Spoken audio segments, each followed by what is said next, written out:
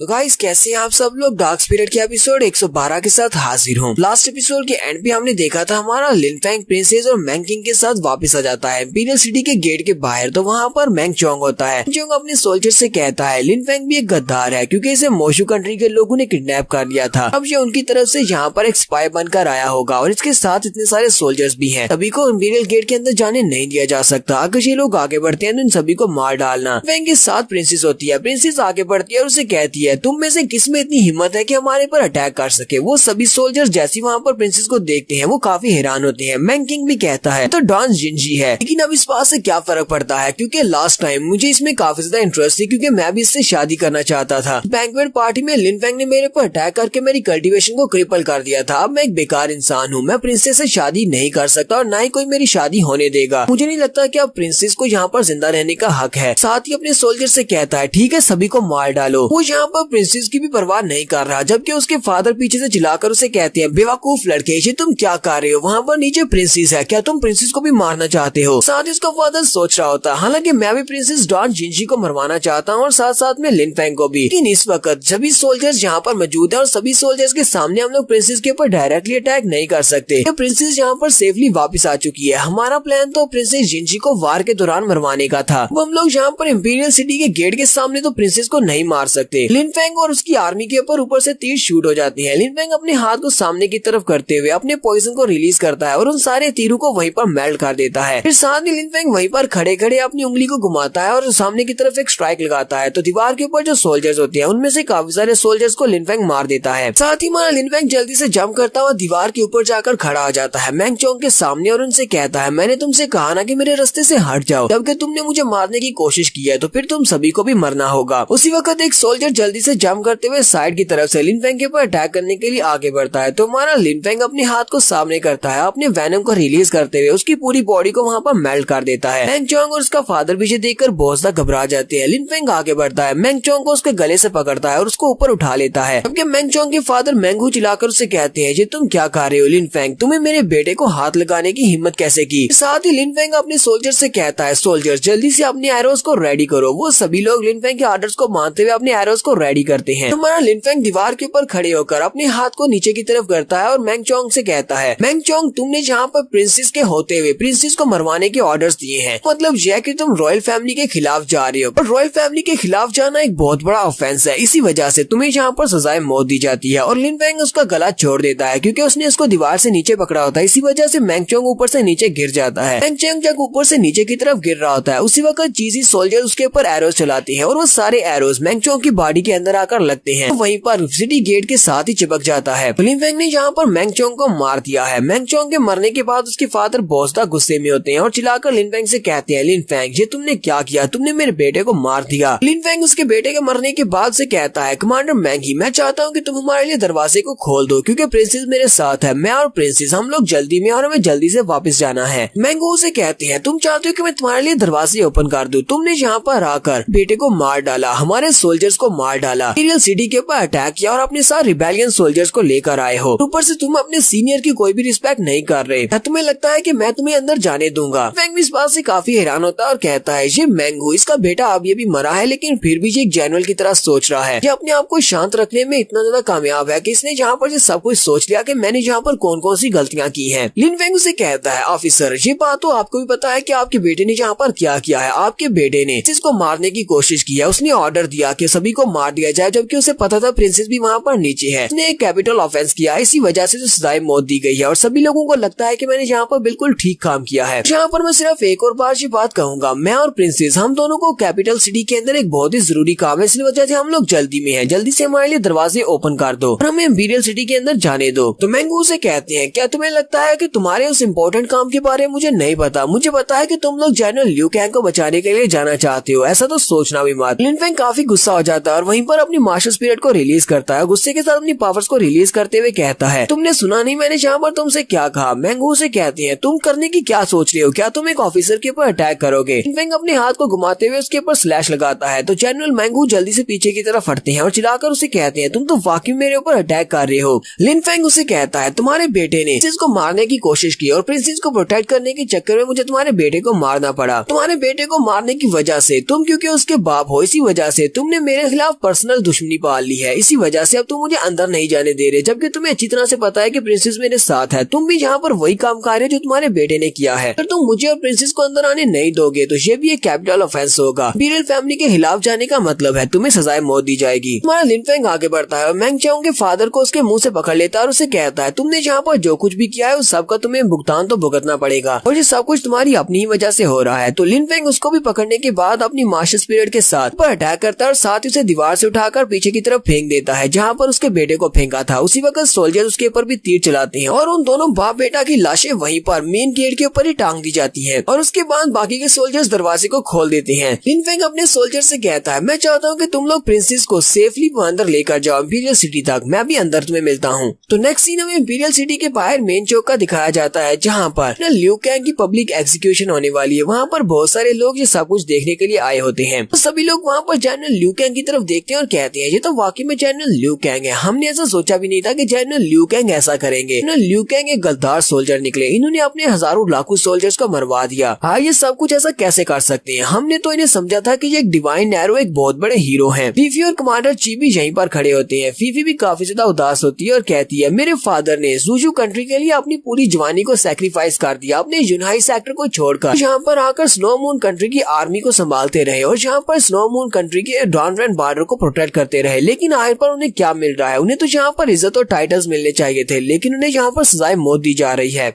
Commander chief Phi Phi से कहते हैं फीफी बेटा इस बात को हमेशा याद रखना, तुम्हारे फादर तुम्हें हमेशा सेफ रखना चाहते थे, तुम्हें सेफ रहना है और बहुत ज्यादा स्ट्रॉन्ग बनना है। एक दिन ऐसा आएगा जब तुम अपने फादर की मौत का बदला ले पाओगी। कमांडर चीफ फीफी से कहते हैं अपने फादर को इस बात पर पूरा भरोसा था कि लिन फेंग तुम्हारा ख्याल रख सकता है, इसी वजह से उन्होंने तुम्हें लिन फेंग के हवाले किया था। लोग यहाँ से जाने के बाद मोजू कंट्री में जाएंगे और लिन फेंग को ढूंढेंगे। मुझे लगता है कि लिन फेंग अभी तक जिंदा होगा। फीफी भी रोना शुरू कर देती है और सोच रही होती है लिन फेंग तुम इस वक्त कहाँ पर हो, मुझे तुम्हारी जरूरत है। प्रिंस लैंग चिल्लाकर सोल्जर से कहते हैं टाइम हो चुका है, चलो जल्दी से तैयारी कंप्लीट करो और जनरल लियू कैंग की फांसी को कंप्लीट किया जाए। वहाँ पर जनरल लियू कैंग को चेन्स के साथ बांधा क्या होता है और उन चेन्स के साथ ही सोल्जर्स अपनी मास्टर स्पिरिट को रिलीज करते हैं। तो जनरल लियू कैंग की बॉडी उनकी मास्टर स्पिरिट के साथ कवर हो जाती है और जनरल लियू कैंग वहाँ पर एक जोरदार चीख मारते हैं। वो अपनी एनर्जी के साथ वहाँ पर जनरल लियू कैंग को कवर करने के बाद अपने सोल्जर से कहते हैं जल्दी से जल्दी अपनी बो एरोस को रेडी करो और इनके ऊपर तीर चलाओ। फीफी और कमांडर चीफ बहुत ज्यादा गुस्सा होते हैं, जबकि उसी वक्त उन्हें घोड़ों के आने की आवाज आती है। प्रिंस लैंग चिल्लाकर कहते हैं अब यहाँ पर क्या हो रहा है, कौन यहाँ पर आ रहा है। कमांडर ची कहते हैं ये तो मेरी चीजी कैवलरी है, लेकिन ये सोल्जर्स यहाँ पर अंदर कैसे आए। फीफी काफी ज्यादा खुश हो जाती है और कहती है अंकल जी यहाँ पर आपकी आर्मी आ चुकी है, अब यहाँ पर क्या होगा, क्या ये लोग इनको बचा लेंगे। सभी लोग जो कि देख रहे होते हैं वो कहते हैं ये तो लिन फेंग है, इस लड़के के लिए तो कुछ भी इम्पॉसिबल नहीं है। ये लड़का मोजू कंट्री से जिंदा वापस बचकर आ गया और ये इंपीरियल सिटी में वापस आ गया है, वो भी चीजी सोल्जर्स के साथ। फीफी भी काफी ज्यादा खुश हो जाती है और कहती है लिन फेंग तो फाइनली तुम वापस आ ही गए। प्रिंस लैंग भी इस बात से काफी ज्यादा गुस्सा होते हैं कि ये कमीना फिर से जिंदा बचकर वापस आ गया है। ऊपर से इंपीरियल सिटी के जो गार्ड्स थे वो सब कहाँ पर है, उन्होंने इस लड़के को अंदर कैसे आने दिया। प्रिंस लैंग उसको वहाँ पर देखने के बाद भी कहते हैं जल्दी से अपने एरोस को रेडी करो, लियू कैंग के मरने का वक्त हो चुका है, इसको मार डालो।